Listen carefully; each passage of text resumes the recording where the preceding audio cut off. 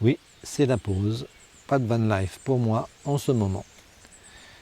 Mon van, Johan, est immobilisé à la concession. Rien de grave, tout va bien. J'apporte des améliorations, notamment les suspensions pneumatiques. Et j'espère qu'ils vont enfin régler le problème que je rencontre avec l'alarme. Je vous raconterai ça sans doute très bientôt. Aujourd'hui, une vidéo très spéciale avec une séquence France Culture très spéciale. Je vous propose un nouveau format avec Gaston qui, à sa façon, nous raconte l'histoire de France. Aujourd'hui, il va être question de culottes, enfin plutôt d'absence de culottes, de mode. Je n'en dis pas plus, je vous laisse découvrir ça et nous nous retrouvons après cette séquence. Générique.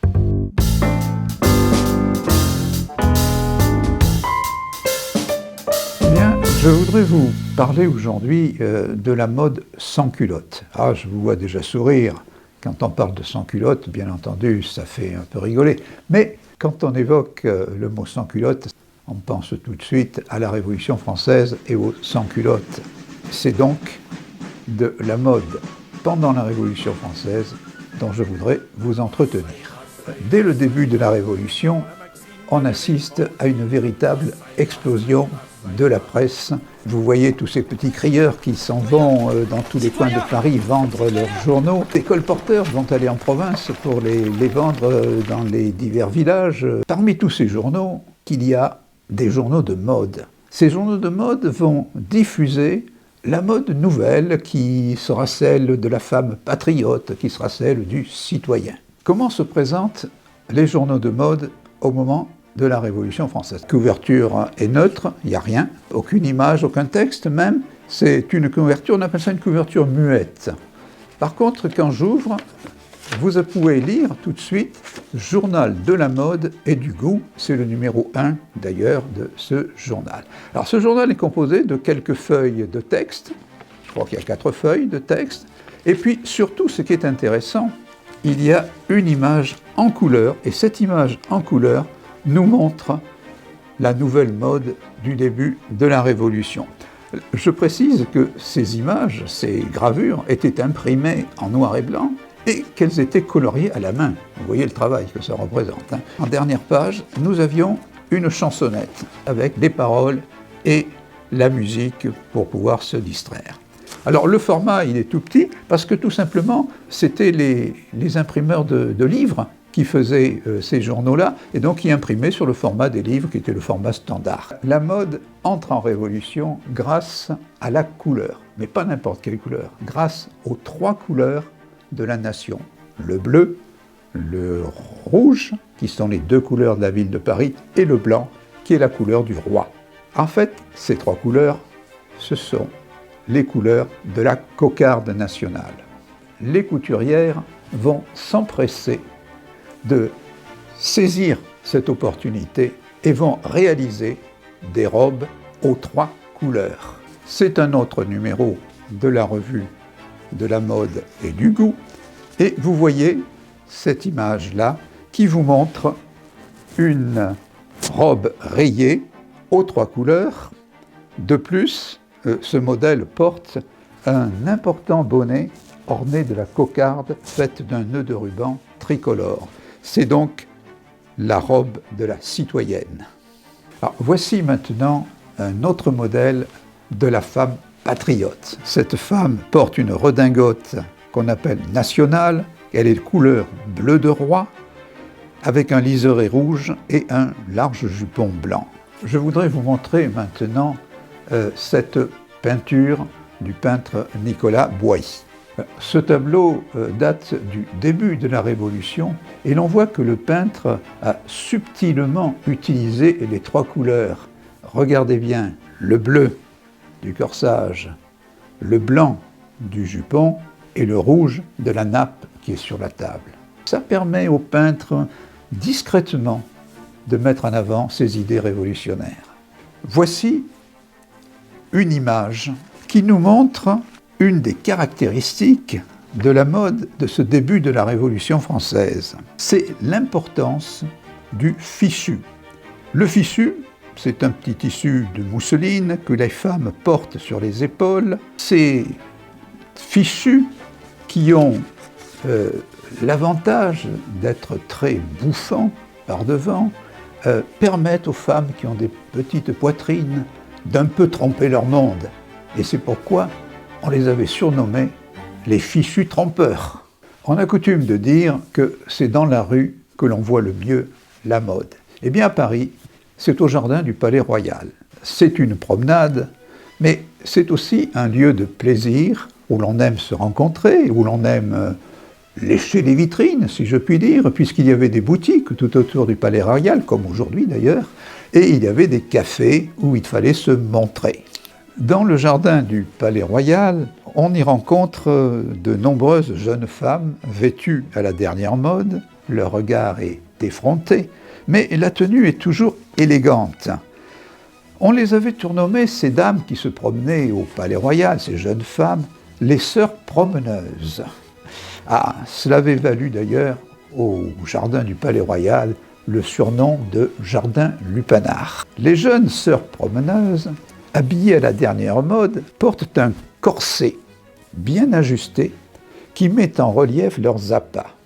Et celles-ci abordent le passant, futur client, en leur disant « Allons, jeune homme, corset contre corset ». Cette apostrophe doit vous paraître quelque peu énigmatique. Il faut se rappeler qu'à cette époque, le papier-monnaie qui circulait, c'était les assignats. Il n'y avait plus d'écus, il n'y avait plus de louis, ça avait complètement disparu de la circulation, c'était remplacé par du papier, le papier-monnaie qu'on appelait donc les assignats. Le plus populaire de ces assignats, c'est un assignat de 5 livres que voici. Cet assignat de 5 livres, c'est un authentique d'ailleurs assignat de 5 livres d'époque révolutionnaire. Cet assignat, regardez bien sa signature, elle est là la signature. Qu'est-ce que vous lisez? Vous lisez corset. Eh oui, l'assignat de 5 livres était signé par un certain Corset, un fonctionnaire quelconque du ministère des Finances, peu importe. Eh bien, on avait fini par appeler l'assignat de 5 livres le corset, tout simplement. Et maintenant, vous comprenez mieux pourquoi ces jeunes femmes appelaient les jeunes gens en leur disant corset contre corset. C'était pas mal, non? Les idées nouvelles ne plaisent pas à tout le monde. Les aristocrates, pour montrer leur mécontentement, s'habillent tout en noir. Cependant, il y a quelques jeunes aristocrates qui, eux, ma foi, commencent à s'habituer, si je puis dire, aux idées nouvelles, enfin modérément quand même. Alors, au lieu de s'habiller tout en noir, ils vont s'habiller en demi-deuil. Et voici un exemple de costume de demi-deuil, toujours pris dans la revue de la mode et du goût. Voici le modèle qui a été spécialement conçu pour ces jeunes gens qui portent l'habit de demi-deuil. Comme vous pouvez le voir, ils ont une cravate noire, ils portent une culotte noire, des bas noirs, mais l'habit, la veste, si je puis dire, elle est rouge. Rouge, couleur du sang des aristocrates qui, eux, ont été exécutés. Pour être en harmonie avec son mari, l'épouse porte aussi une robe de demi-deuil, bonnet de crêpe blanc, bordé de plusieurs rangées d'un petit ruban noir, caraco bordé de noir, et falbala de la jupe ornée d'un ruban noir. Le falbala, c'est ce petit froufrou que vous voyez là, en bas de la robe. Nous arrivons maintenant au milieu de l'année 1792, et tout va basculer. C'est la période la plus sombre de la Révolution qu'on appelle la Terreur. Les journaux de mode vont disparaître. Être trop bien habillé, c'était devenu suspect et ça pouvait vous envoyer faire un tour du côté de la fille à guillotin ou du rasoir national, si vous préférez. C'était strictement la même chose. Il ne faut pas chercher l'élégance chez ces femmes que l'on voit à la tête des émeutes. Leur férocité n'avait d'égal que la grossièreté, ou pour ne pas dire l'ordure, de leurs propos. On les avait surnommées les lécheuses de guillotine. Pour les hommes, si les aristocrates et les bourgeois portaient des culottes et des bas de soie, les ouvriers portaient des pantalons avec une veste courte qu'on appelait la carmagnole. Ils étaient coiffés du bonnet rouge.